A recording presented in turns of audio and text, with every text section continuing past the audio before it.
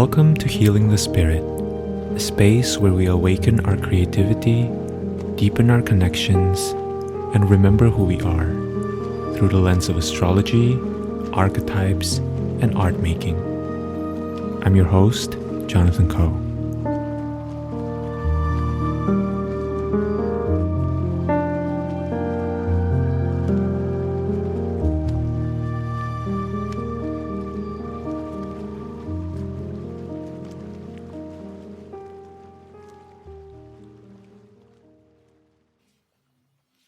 Hello everyone, welcome to this podcast and welcome to this week's episode.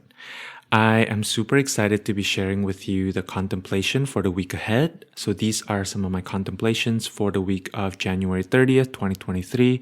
As always, I highly encourage you to listen to your own body, to feel into your own information as you're listening to this. I am really sharing from the perspective of tuning in to the energy of the week ahead, the astrology of the week ahead, and also listening to any messages that my guides, my sacred ancestors, the wisdom and the intelligence of the cosmic body is wanting to share with us who are all gathered here for this particular contemplation. But really my intention is for you to stumble upon that gem, right? That is your own truth. Another thing I will say before we begin is that some of you may find this episode outside of the week that we are talking about, right? What do we do? You are here. You've been listening in for about a minute. My invitation, and again, this is an invitation, so feel free to take it or to leave it, is to consider that perhaps there's something in what I'm sharing here that is really relevant for you at this moment in your life, because time is not linear, my friend. So even if I am talking about the week of January 30th, there may be some messages here that are for you to be thinking about. So let's begin, as always, with the overview of the astrology of the week. So on Thursday, February 2nd, 2023, Venus, which is currently in Pisces, will be creating a sextile to the North Node, which is in Taurus, and a trine to the South Node in Scorpio. On Friday, February 3rd, 2023, the Sun in Aquarius will be creating a square to Uranus in Taurus. And then on Saturday, February 4th, 2023, Venus in Pisces will be squaring Mars in Gemini. And finally, at the end of the week, on Sunday, we have a full moon in Leo. The Sun is in Aquarius, the moon is in Leo, and the full moon will be squaring Uranus in Taurus, and the Sun will be creating a trine to Mars in Gemini, right? And the ruler of the Sun, which is Saturn, is in Aquarius, and the ruler of the moon, which is in Leo, so it's the Sun, is in Aquarius too. So that's also something interesting to bring into the mix here. So when I felt into the energy of the coming week, what I'm really sensing is the potency and maybe even the frustration that can come up from experiencing these two major squares, right, in 1 week. We have the Sun, which is in Aquarius, squaring Uranus in Taurus, and then we have Venus in Pisces squaring Mars in Gemini. So with regards to Aquarius and Taurus, right, it is also further complicated because by the end of the week, the moon is going to be creating a T-square with the Aquarius-Taurus square, right, because the moon is going to be in Leo. And so we have this Aquarius, Leo, Taurus, T-square, right? All fixed signs. And so when I felt into the energy of that, I was kind of getting the energy of a bloated feeling, of inflammation, of stickiness, that comes from maybe two pieces of a puzzle that we are currently working with being immovable, or two sides of the equation that are not really willing to shift in order to facilitate greater flow and cooperation. And then on the other hand, we also have this square, right, between Pisces and Gemini, Venus and Mars. And so these are they have a very different flavor because they're both very mutable, right? And so the energy there is maybe more diffuse, more distracted. There's a lack of precision. There is maybe an impulse towards wanting too much and then covering an area that's a little bit too broad, right? Lacking the ability to really go in there, find clarity, find focus, and then do the thing, right? So the analogy that I'm getting here, and this is maybe a bit of a silly analogy, but bear with me, is, all of you who have ever worked in an office may experience this.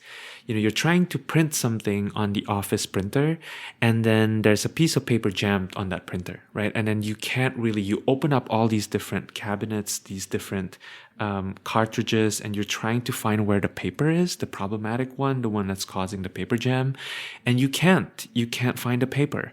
And then at the same time, maybe someone is calling you on your office phone, back at your desk, and you are hearing that and you're getting a little distracted, and you're really trying to fix this problem so that you can get your documents printed, but then someone's also vying for your attention. And that moment of feeling like you're just so tempted to give up, because on the one hand, there's this thing that's asking for your attention, and then there's this other thing that needs a little bit of focus for you to problem solve, That's kind of the vibe that I'm getting here. There can be a little bit of a frustration, I think, that comes from the energy of this coming week.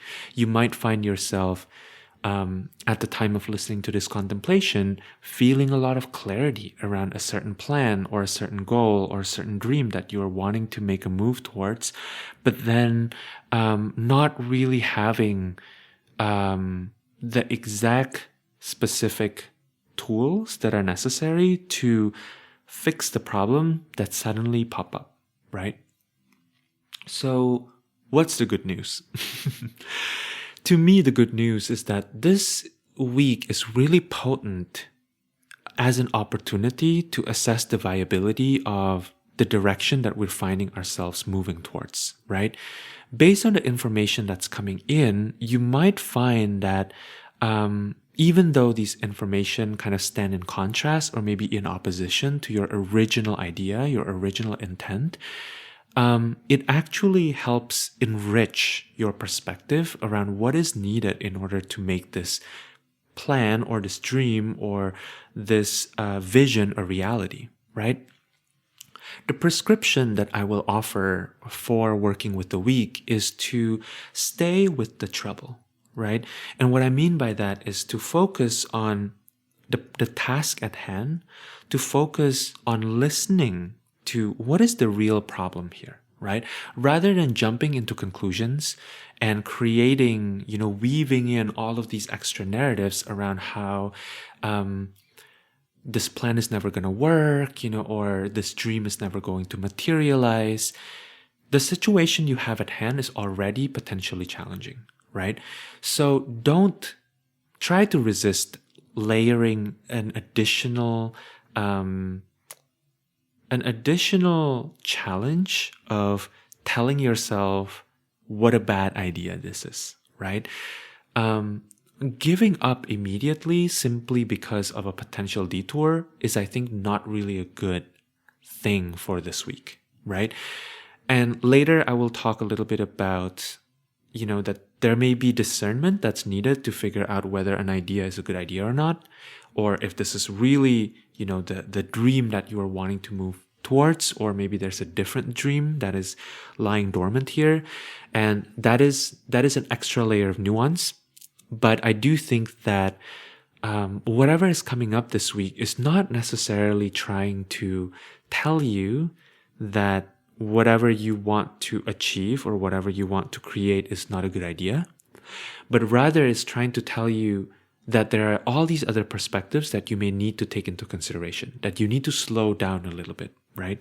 So I'm going to cut to the chase here, which is, what are some of the central contemplations for the coming week, right? Especially if you are finding yourself moving through situations like this. To me, the central contemplation is really can be really broken down into 2 questions, and then I'm going to further break down those 2 questions into more questions. So the first question is, what underlying need am I trying to meet through the implementation of this goal, this dream, or this project, right? Understanding your own personal, your own deeper underlying motivation behind a dream that you have, or an aspiration that you're holding, is really important, because it can help provide the clarity that you need when the going gets hard, right? If you are moving from the perspective of where you are today, where you are, when you are being met with this resistance or this challenge, it may feel like this is not worth moving through, right? But if you get clear about the future state that you are trying to accomplish, that you're trying to feel, that you're trying to be in, then you might have a totally different perspective. And then the second question that I want you to contemplate is, what keeps me going when the going gets hard, right? And let's break this down into a few different questions. The first question is, what can help soothe the pain when I feel like making a move towards realizing my dreams is impossible? When you are really feeling reality pushing up against what it is that you're trying to accomplish, right? Can you help yourself by finding what it is that can help distract you or soothe the pain a little bit, right? And then another angle that you can approach this with is, what are some of the shorter term gains that you can access or receive at this moment, right? Can I make this a little bit more manageable or more fun for me, right? Sometimes when we have a big goal or when we have a novel intention, it can be really hard to stay grounded in the present moment. It's easy for us to get disappointed when we don't see reality immediately rushing in and supporting us, right? I'm not saying this because I glorify suffering. Not me, not my brand, right? But it feels really important to remember that when you are engaging in something like breaking a pattern or creating a new pathway, this is far from easy, and this is far from simple, right? If you're doing something that isn't easy or isn't simple, and you know this, and then you bump up against this reality, right, of the thing not being easy or not being simple, that's actually a sign that you're in the right direction. It's okay for your dreams to feel hard. It's okay for this future state to feel a little bit out of reach, because to me, that's a good sign, right? That's a healthy sign. That's a sign that you're on the right track because you chose a goal or a dream that's a bit of a stretch, right? So when things feel hard, can you give yourself permission to consider at least the possibility that maybe you're on the right path, that the hardness is precisely because you're on the right path? What is your most precious internal resource is, I think, another way that I would kind of approach this question, right? Because there may be things that you didn't realize about yourself that are popping up because you are facing this challenge, that you are encountering this particular difficulty, right? As an example, for me, something that I always know to be an internal resource is that I always feel so much better when I give myself the space, the permission to sit down and meditate. It may feel like an eternity. When your mind is racing at 1,000,000 miles per hour, it may seem like an eternity to sit down and then do nothing for 10 minutes, 12 minutes, 20 minutes, whatever that is, right?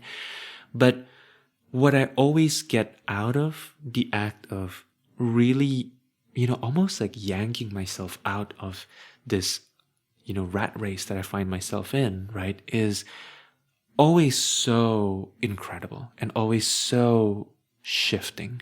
And so my invitation to you is to identify, especially at the beginning of the week, before all of these squares start happening later in the week, to start taking an inventory of what are those resources that you can tap into, right? And the way that I phrased the question was an internal resource, because I feel like, for example, in my example, right? Yes, meditating is an act, right?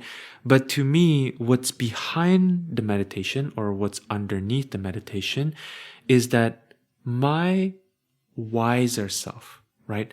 My deeper self, the state of dropping in to a larger field that can hold me rather than just my mental rat race or my emotional wave, is so valuable, right? That is a resource that I can always tap into, so that I remember, even if I don't have 10 minutes to meditate, I can take 3 breaths and drop deeper into that state, right? That state is always available to me. And so one way that you can implement this is, for example, if the resource, externally that you are thinking about is, I like to call my sister when I'm facing a challenging situation, right? Then I encourage you to contemplate what it is that is activated when you are calling your sister.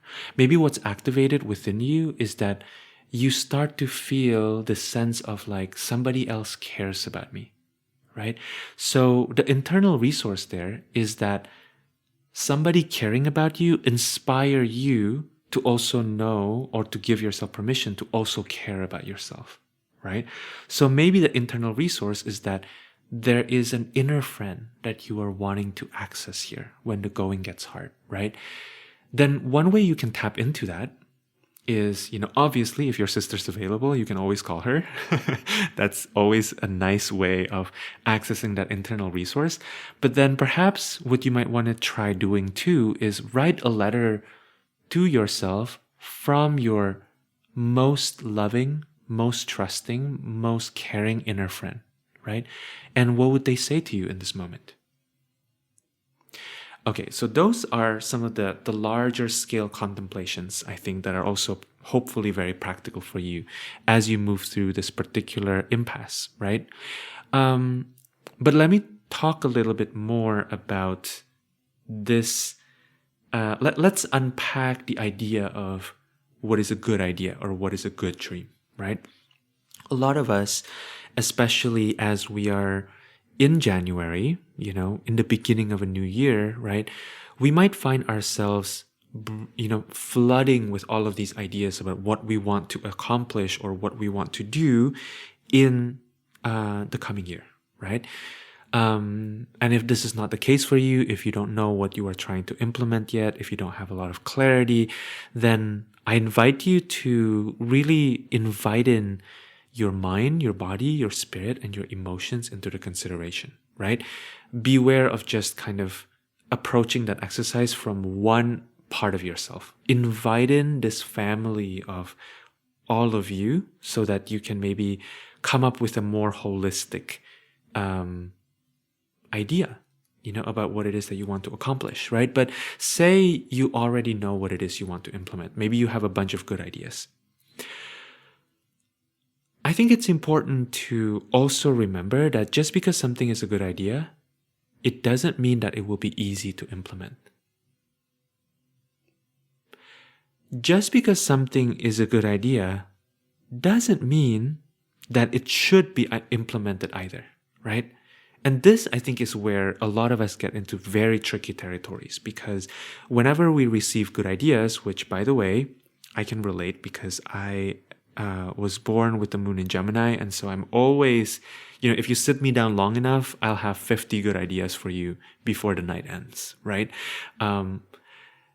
This has been something that I've had to learn kind of the hard way, because just because something is a good idea doesn't mean that it's something you should be implementing, and doesn't mean that it's something that you should, that is for you. Maybe it's for someone else, right?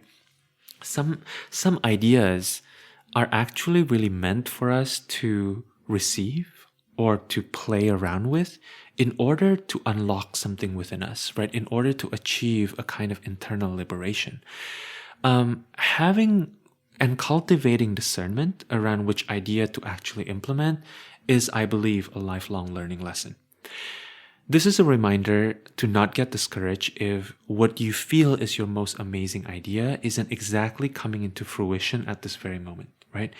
Give space for the reality that is currently around you to talk back at you, right? And this may be a little challenging because who likes to be talked back to, you know? But I think when we listen to our reality and we listen to these obstacles that we're experiencing, what can really come forward is the ways in which we haven't sufficiently built the right infrastructure or architecture to facilitate these beautiful ideas to start getting into the process of coming into fruition, right?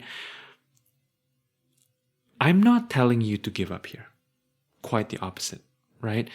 I believe that what is in alignment for us isn't always what's easy, and flow isn't always equivalent to ease, right? Recently, I had someone come to me for a reading, and this is what came through in that reading, which is that be very discerning around the difference between flow and ease, right? All of us are yearning for that flow state. I really believe that all of us want to feel ourselves in the most creative version of ourselves that we can be in, right? And sometimes being in that flow state looks like a lot of hard work from the outside. But maybe internally you feel really excited to do all that work, right? That sometimes there's this idea that ease has to look like doing nothing and then everything is handed to you on a silver platter. And guess what? When we talk about astrology, Saturn is in the house, right? When we're thinking about this upcoming full moon in Leo, where the sun, which is in Aquarius, is ruled by Saturn in Aquarius, right? And then the moon, which is in Leo, is ruled by the sun in Aquarius. Aquarius is traditionally a sign ruled by Saturn. And when both rulers of the sun and the moon are ruled by Saturn, you are here to do the hard work, baby. You are not here to just sit on your ass and like have reality, deliver things to you, right? This is not Uber Eats we're talking about. we have to put in the work, right? But sometimes challenges are really powerful because challenges tell us, right, that maybe if we dig a little deeper, our seemingly amazing ideas may not be the idea that we really want to devote ourselves to, right? That if at the first moment of finding some challenge, your first response is already giving up, maybe this is not the right idea for you. Or maybe you are being asked to step into deeper strength, to cultivate more ability to navigate through stormy weather, right? Sometimes implementing something is challenging exactly because we don't always have all of the information that we needed. And so sometimes all it takes is for us to kind of sit with the challenge and the discomfort for a little bit and wait for it to tell us how to move forward. Because in sitting with the discomfort, it's going to enrich and enlarge your perspective. So how do we move forward even when the current isn't exactly conducive to us, right? To return to the astrological scaffolding that we have here as our points of contemplations, right? Let's think a little bit about squares. Squares are 90-degree angles, and squares are often considered a challenging aspect in astrology, right? To me, what is interesting about squares, if you just think about a 90-degree angle, right? Squares are about two forces that are actually dependent on one another. In our Western culture, and when I'm talking about Western culture, I don't just mean people who live in the West, right? Because the culture of the West has really infiltrated, the far reaches of the earth, right, at this point. A lot of us don't like to feel the vulnerability of dependence because it signals a loss of control and a loss of power that we've come to really glorify in the Western way of thinking, in the Western way of approaching things, right? Squares are so much about slowing down. To me, whenever I think about squares, this is an analogy that I give a lot in readings, which is that I think squares are kind of like when you're at a crossroad, right? And there's no traffic light. And then there are two cars, right? You are moving in one direction, and then from the other side, right? If you imagine a crossroad, from the other side, there's another car coming your way too. If the two cars, if nobody slows down, then it just ends with a car crash, right? However, if we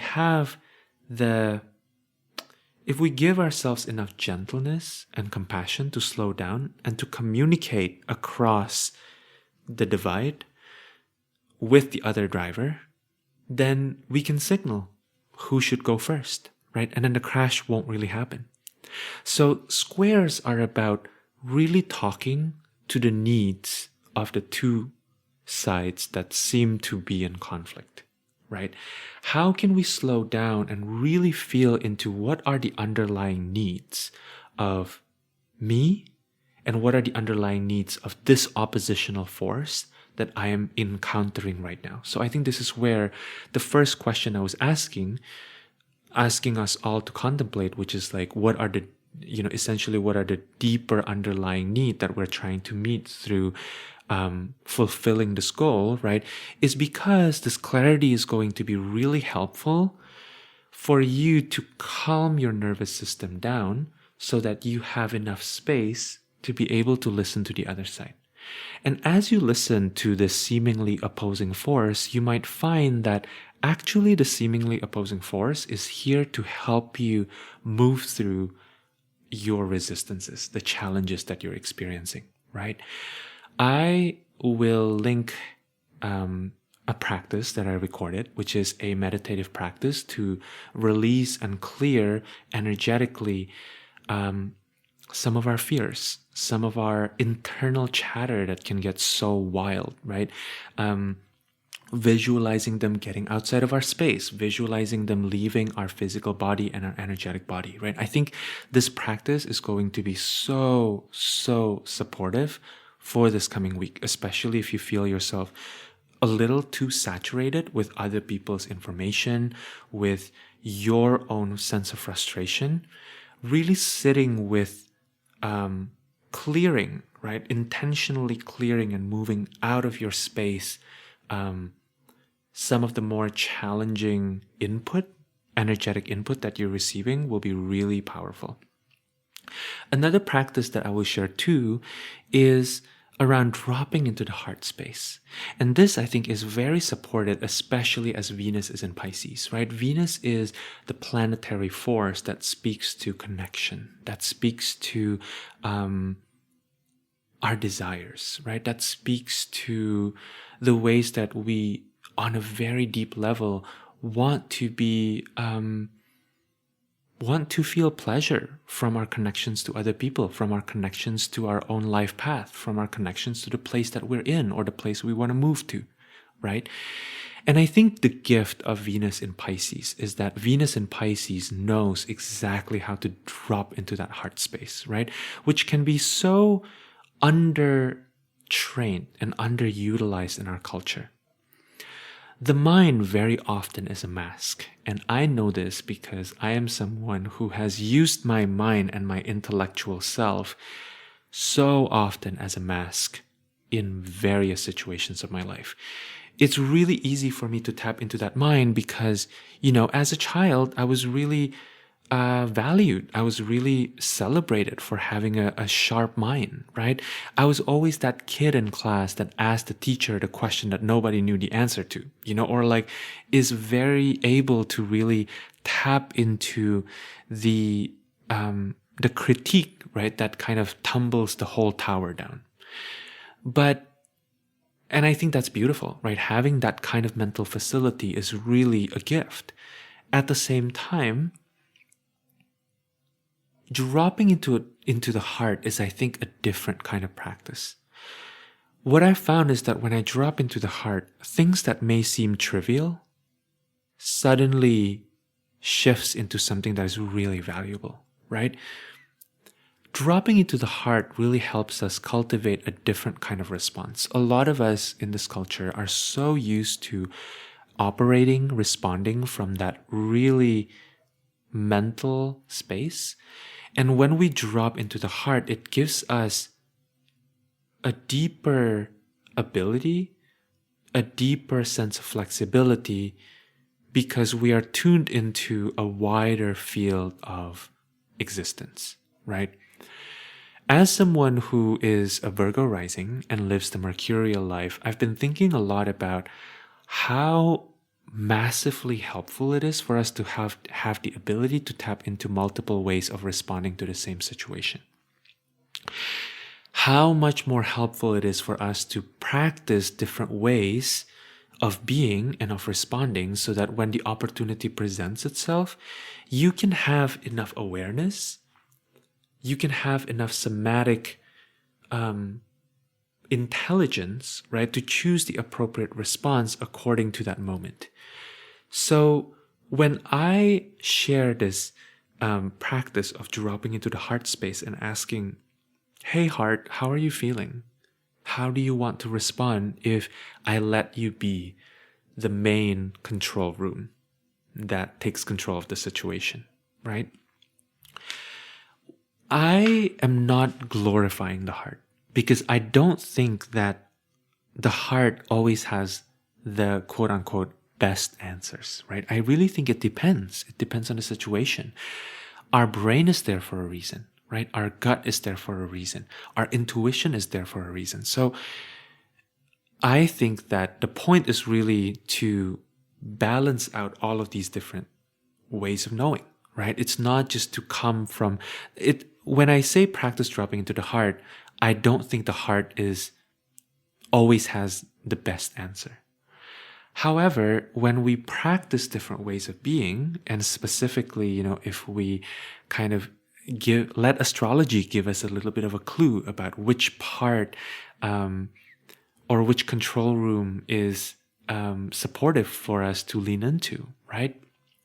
We can start to approach life with more ability to respond from a place of this expansive self that is available to all of us, right? An analogy that came to my mind that I've also been thinking about in my musical practice is, I was trained as a classical musician, but something I always really appreciate from seeing my friends who are jazz musicians is that I would watch them practice a particular tune, right? One tune, or even a particular passage a number of different ways, different articulations, different phrasing, right? Different techniques, different fingerings, so that they have the ability to improvise on stage, right? The point of accessing all of these different ways of being isn't to establish primacy of one way of being versus another, right? It's really to cultivate enough versions, enough renditions in your back pocket, so that when you are on stage, you can perform with a lot of freedom and you can try on different things and you can actually play on stage, right? Because you're not just trying to do one thing. You're not just trying to move into that state of perfection, but you're trying to move into that space of greater ability to express, right? Greater range of motion. I think this is really the definition of flexibility, right? When we have enough strength and sense of safety to be able to flex in multiple directions, that increases our ability to respond. In other words, our response ability, right? Venus and Mars things tend to be very incarnational, very corporeal. If you listen to my conversation with Diana Rose Harper, we talk a little bit about this, right? To me, when Mars and Venus has a square, right, or any other challenging configurations, the challenge tend to be very visceral. It can feel like it's impossible for us to get out of the pain that we're feeling in our physical body. It can lead to a very physical sense of pain or very physical sense of stuckness, right? And it doesn't even matter if this is more of a situational or a relational challenge, right? I think the key here is to give ourselves space to not respond right away and to feel into the heart, because I think also because the heart is a control center, a brain that we utilize a little bit less than maybe the mind, right? It can take a while for us to feel into what our heart wants to tell us. And so this again gives us permission to slow down.